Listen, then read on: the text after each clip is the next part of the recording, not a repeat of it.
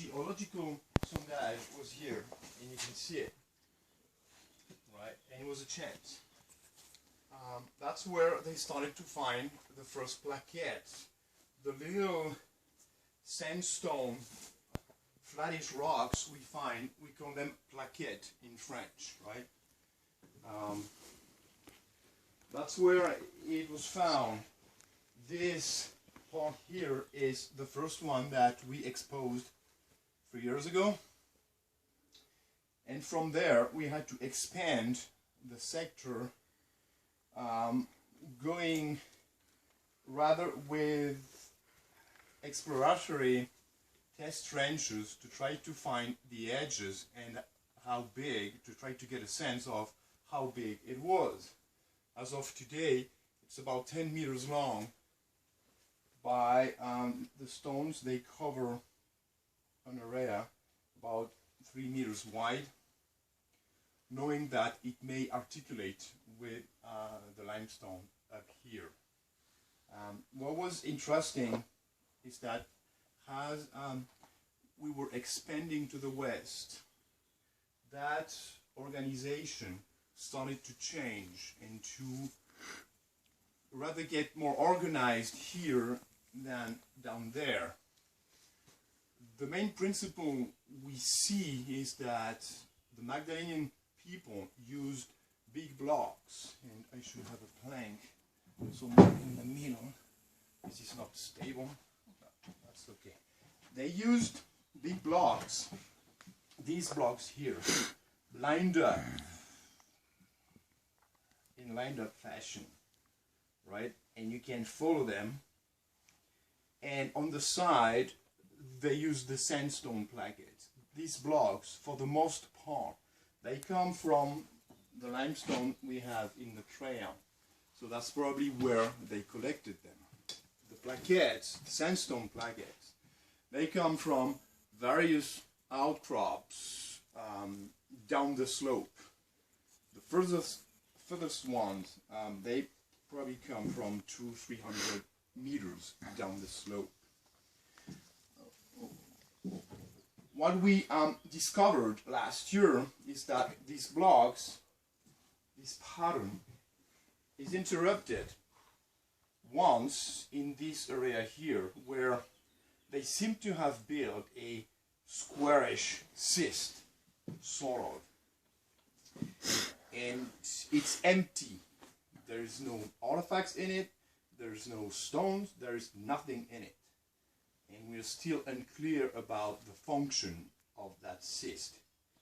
What was also interesting last year is that we discovered that that pattern is once more interrupted in this area here, where they built another squarish cyst. But coincidentally, this is the area where we have all of the plaquettes that we can tell have been burned. Burned in a fashion that we know, because we have experimented that to get the reddish color, and you may want to move down a little bit to see it, that reddish color means that the rocks have been directly exposed to the flame. It's not just heat, it's the flame. The micromorphology samples taken down there last year have confirmed somewhat that this may have been a fireplace. And you can see the crown around it. So this may have been a fireplace.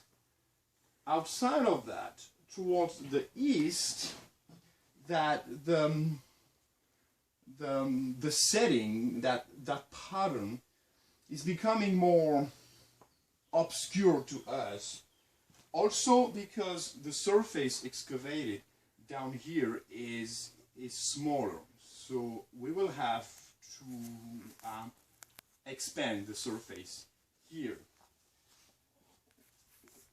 What we have here is fairly good from that. We are losing the blocks. We don't know where they went. What we see is something that seems to have been rearranged. That dome here, and is exclusively made of the plaquettes. It's very different from what we have up there. And further east, as you can see, it's sort of decaying. And we find smaller and smaller blocks. What's happening in this area is still unclear. I believe we still have big blocks to be found, but that's where we are today. What was interesting also last year was to see that the blocks, they seem to be standing on a higher, how do you call this, a higher raised bed, sort of, right, in the middle. And then they come down this way, similar to the way they seem to be going down to the south. So that part, particularly where the big blocks have been placed originally, was higher. And it goes down to about, here, about 50 centimeters below surface. And this is interesting because it corresponds to the depth where we found last year artifacts in what seems very well to be an archaeological level, trapped between the limestone and all of these rocks together.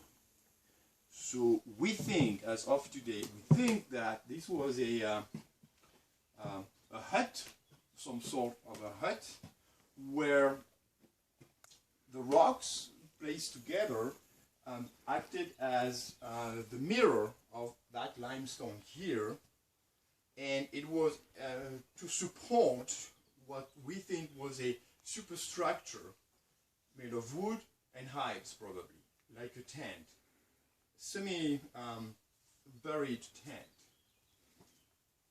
That's the idea. That was about 10 meters long by 5 meters wide, 5-6 meters. We think we have an edge down there, but we still need to confirm this. Hence the excavation this year. So that's about, I don't know, 35 square meters inside the hut. And that's where we stand today. In terms of artifacts, what is interesting is that we have a lot of artifacts on the edge, on the southern edge of the construction. A lot of artifacts. And then we go further down, they disappear, as if they got trapped between the edge of the construction and something else that is not here today, but kept them from expanding further down to the south. We do have artifacts in the structure itself, in the rock accumulation. The richest units are up here, where we seem to have something happening where the construction is curving back to the limestone. And we'll probably need to open 1, 2, 3, 4, 5 square meters here next year, probably, to confirm this. On the rock accumulation itself, we do have some artifacts here and there, but it's not the richest areas. The richest ones are on the edge. Inside, from what I have seen last year down in that test trench, it is very rich, very rich. So John this year is expanding it to try to have a vision, better vision of it over a wider surface, to make sure this is indeed a floor, sort of, inside the hut. That's about where we stand today. Do you have anything to... Nothing to add? Nothing to add.